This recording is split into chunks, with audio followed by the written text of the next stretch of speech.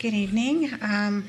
Name is Gloria Frank. I'm a concerned Simi Valley resident who is worried, conflicted, and concerned about the information I'm going to impart.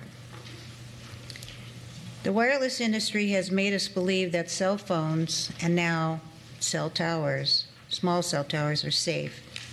They're completely ignoring that there is an extreme health hazard from wireless radiation exposure. My daughter is presently fighting cancer, and I had a talk with a radiology oncologist and her oncologist, and I said, what is the reason that we are having so many cases of cancer? And independently, they both concurred it's the environment. Cell phones were approved a decade ago before any safety testing. There's been new research since then to the tune of $28.5 million. It was the best and largest funded study for cell phone safety to date, and found that there is a definite risk of brain tumors. Consequently, brain tumors, especially on the right side, have more than doubled in cell phone users. The last California cell tower bill to pass in 2015 granted an exemption to fire stations because the Firefighters Union entered substantial evidence into public record that cell towers on or near fire station caused brain abnormalities in every firefighter that was examined. So why are we thinking of allowing cell towers in neighborhoods or near schools? There is clear evidence of harm. The scientists have urged the industry and the FCC to give consumers the information needed to make their own informed judgment, but profit takes precedence over science and not the protection of the consumer. Are we all going to sit back and do nothing to combat this, like the issue with smoking, only to see terrible results in the near future? The apparent lack of certainty promotes consumer doubt. Why is it that there is no single insurance company that will sell a product liability policy to cover cell phone or cell tower radiation? We need to educate and act on this. Local government policies and ordinances must regulate and control the wireless facilities, prohibiting small cell towers in certain areas, and create applications and recertification fees and impose strict requirements for the protection of our city. And thank you.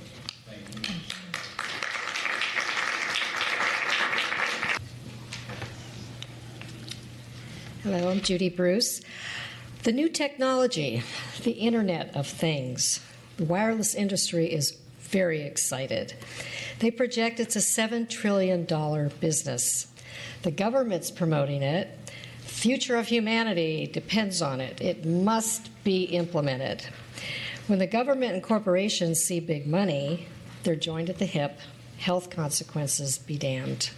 The consumer gets what? The ability to watch reruns of Law and Order that he's already watching. His current TV reception isn't good enough. Their appliances, they're talking to each other, connected to the internet. They're spying on him, recording his energy use in conjunction with smart meters, all for the, quote, common good. Need your toaster connected to the internet? Really want that? The city hears what the industry thinks is good for the community. Sounds good, but is it? What are they not telling you? The reality is it a Trojan horse? The wireless industry gets revenue. Consumers get a tremendous increase in radiation level, sickness, and death. The city gets a huge liability. Private antennae on public property should never be allowed.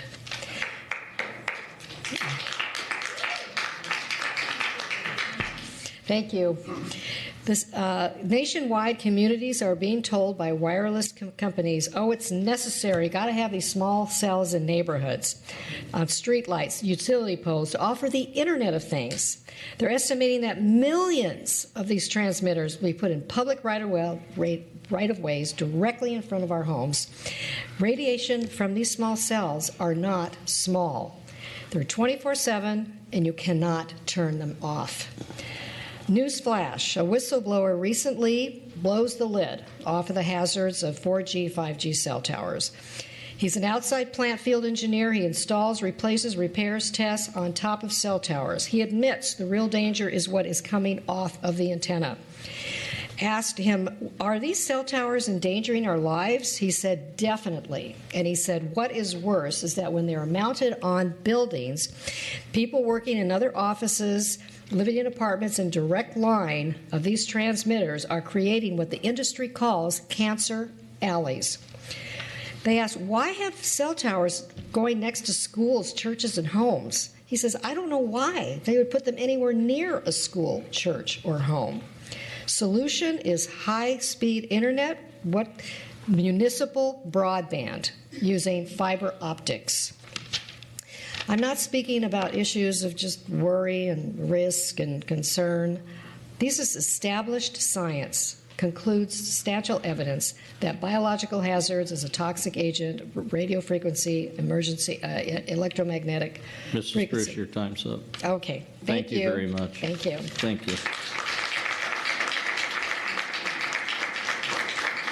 The next speaker we have tonight is Bridget Baxendale, and following will be Jenny Knack, and the final speaker is Bruce Boyer.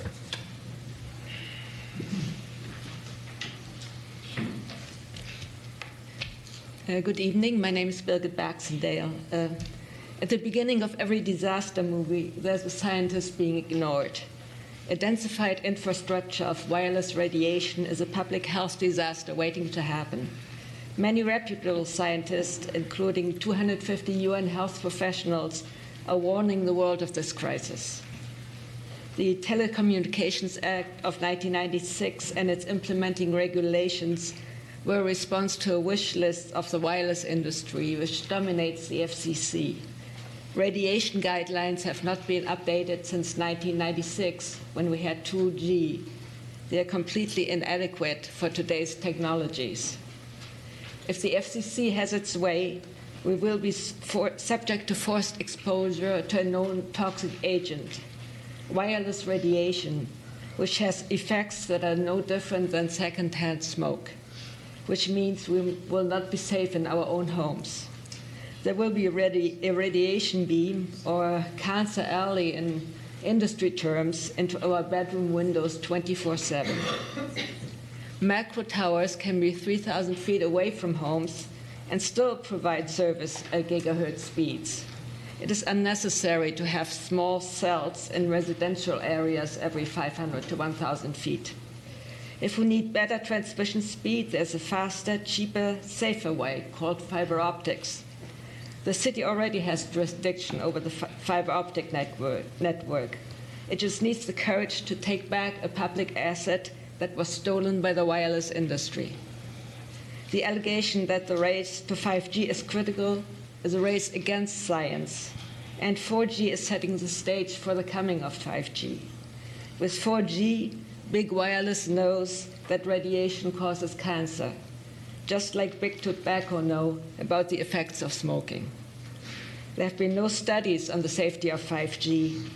Therefore, we should follow the precautionary principle, making sure it is safe first. A logical fallacy is sold to the world. Lack of definitive proof that technology is harmful means it is safe. That is not true. The industry tells us we, the American consumers, will benefit, but who will be the real beneficiaries? The telecom industry will make billions in equipment sales, and corporations will make billions data mining from the Internet of Things. Meanwhile, the media fails to inform the public. What can the City Council do before it is too late? You can adopt a protective ordinance. We are here to assist you. Thank you for your attention. Thank you.